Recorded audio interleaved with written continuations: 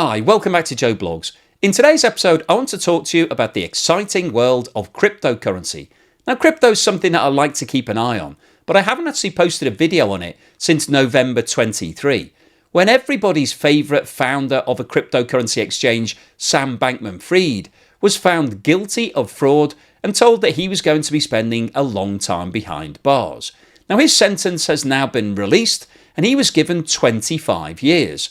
Which is actually significantly less than the 115 years that he was potentially facing. The world's largest cryptocurrency exchange is Binance, and Binance was founded by a Canadian national called CZ, and in the absence of Sam Bankman-Fried, he became the pin-up boy for the world of crypto. But unfortunately, in November 23, around the same time that Sam Bankman-Fried was found guilty, he had to resign his position as chief executive of Binance due to the fact that he was facing significant money laundering charges in the USA.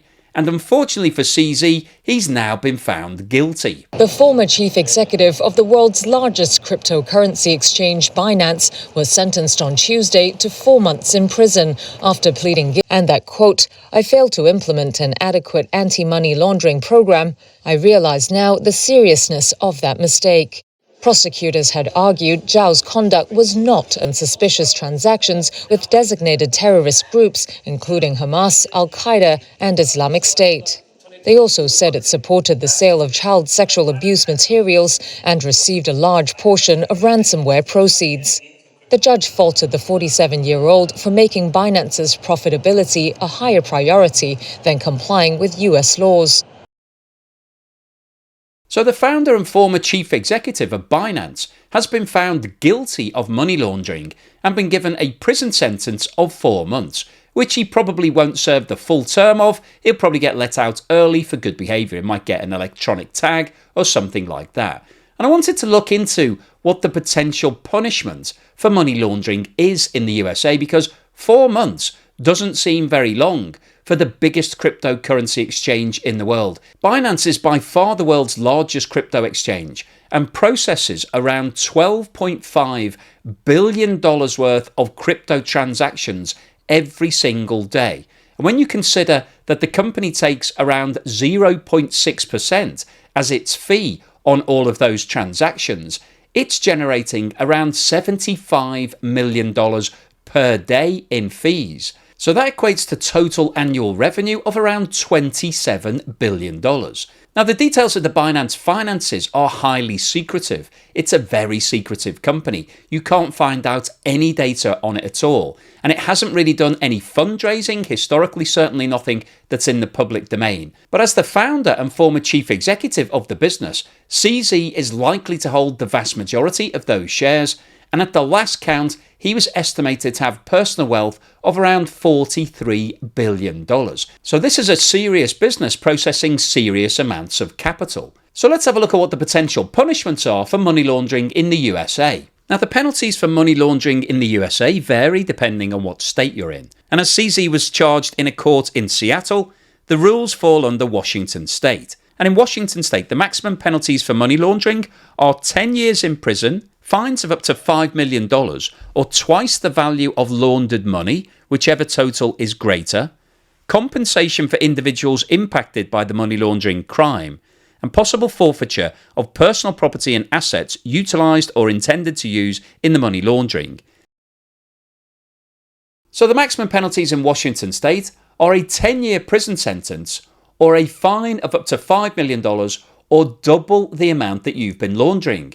So let's have a look at what the financial penalties were applied against CZ. Binance has also agreed to a $4.32 billion penalty, while Zhao is paying a $50 million criminal fine plus $50 million to the U.S. Commodity Futures Trading Commission.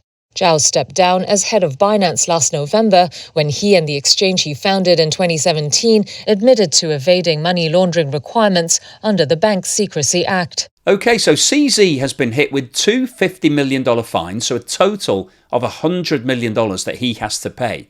And that's obviously significantly more than the maximum penalty of $5 million under Washington state law. So what that means is that they're applying the 2 times multiple against the money that's been laundered. So that would indicate that he's laundered $50 million if he's having to pay $100 million. But actually, Binance, the company, is having to pay a penalty of $4.3 billion. So that would indicate, if you're applying that 2 times multiple, that Binance has been laundering over $2 billion. Now, taking a step back and looking at those numbers, they are absolutely huge. $50 million is a massive number. A $100 million fine would be huge for most people. However, as we discussed earlier in the video, CZ is estimated to be worth around $43 billion. So a $100 million fine isn't really going to concern him too much. I'm sure that's less than 1 day's interest on all of the cash that he's got sitting snaffled away in banks all around the world. But what the $100 million fine tells us is that this is a significant amount of money laundering. And when you take into account the $4.3 billion fine that Binance itself has agreed to pay, this is one of the biggest money laundering events that we've seen anywhere around the globe. So when you consider the 10-year maximum jail sentence that's applicable for money laundering and the fact that CZ has only been given a 4-month sentence, that doesn't really stack up. This fine is one of the biggest that's ever been applied in Washington state for money laundering. However, he's been given a relatively paltry sentence. And when you compare it to what Sam Bankman-Fried has recently been given, a 25-year sentence, it doesn't really stack up. So I think what we're seeing here is a financial penalty being applied against both Binance and CZ, but not the imprisonment penalty. And it's really interesting, I think, when you look at that and consider why the courts have agreed to do that. A £4 billion fine and a 4-month jail sentence doesn't seem like the right package from where I'm sitting. Now, I don't know whether or not there has been any money laundering going on here. Obviously, he's been found guilty, so the courts believe that there was enough evidence to convict him.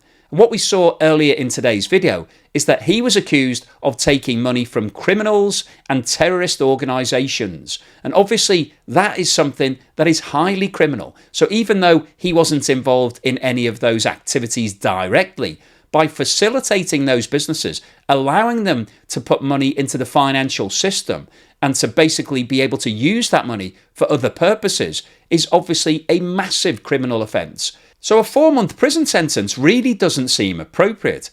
And especially when you take into account that a guy in Turkey who is the founder of a cryptocurrency business was recently given over 11,000 years in prison. In 2017, a Turkish national called Faruk Fatih Oza founded a cryptocurrency exchange called CoinEx, and at that point it was the 4th largest exchange in Turkey. However, Oza had big plans for the exchange, and in 2020 he went global and changed the name to Thodex, and at its height in around November 2020, it was estimated that the company was dealing with more than $3 billion worth of transactions in crypto every single day. So this was a significant player. Now, one of the features of Thodex was that it offered its users some free crypto. In April 2021, it had a promotion on Dogecoin, which was the cryptocurrency that was reportedly started as a joke by an employee of IBM and an employee of Adobe, and was famously promoted by big-hitting heavyweights such as Elon Musk and financial gurus Gene Simmons from Kiss and Snoop Dogg. In April 2021, Thodex promised to give away 4 million Dogecoins to its users on what was being called Doge Day, which was the 20th of April 2021. However, on that day, there appeared to be problems with the system because users couldn't access any of their free Dogecoins, despite the fact that the coin had risen in value by 20% on that day as a result of the promotion that was being put forward by Thodex. And the next day, the exchange was closed down and the founder fled to Albania. On the 30th of August 2022, Faruk Fatih Oza was arrested in Albania and brought back to Turkey. And in September 2023, he was sentenced to a total of 11,196 years in prison, which is a quite exact number, isn't it? If you're going to give somebody more than 1,000 years in prison, surely you would keep it to round figures. It's easier to give somebody 10,000 years than 11,196. It seems a very specific number to me. When you consider this is a guy who's around 30 years old, so I think 100 years would have been more than sufficient to give him in prison. 1,000 years, maybe if you want to make an example of him, 10,000 years if you want to get some publicity. But 11,196 does seem like a very unusual number, but that's the number he was given, and he, to my knowledge, is the person with the biggest prison sentence in the world. So 4 months for CZ in the USA seems like an absolute steal. So what's the summary and conclusion today? Well, I wanted to make this video because I think it's really interesting that the two highest profile founders and former chief executives of the biggest cryptocurrency exchange in the world have both been jailed in the USA. And cryptocurrency famously has been very difficult to regulate up until now. The USA is really leading the world in terms of trying to regulate the world of crypto, trying to bring these exchanges under control and get some sort of rules and regulations and to be able to investigate them. And what we've seen is that Binance, which up until now had looked to evade all of those regulations because it's registered in 14 different locations globally, it doesn't have a head office and it doesn't publish any official reports, especially not in the USA. However, because it has some trading in the USA, the US was able to go after Binance. And obviously CZ must have been given legal advice and told that it was better for him to take the rap and go for a short prison sentence than trying to evade the US and ultimately being brought down in the same way as Sam Bankman-Fried.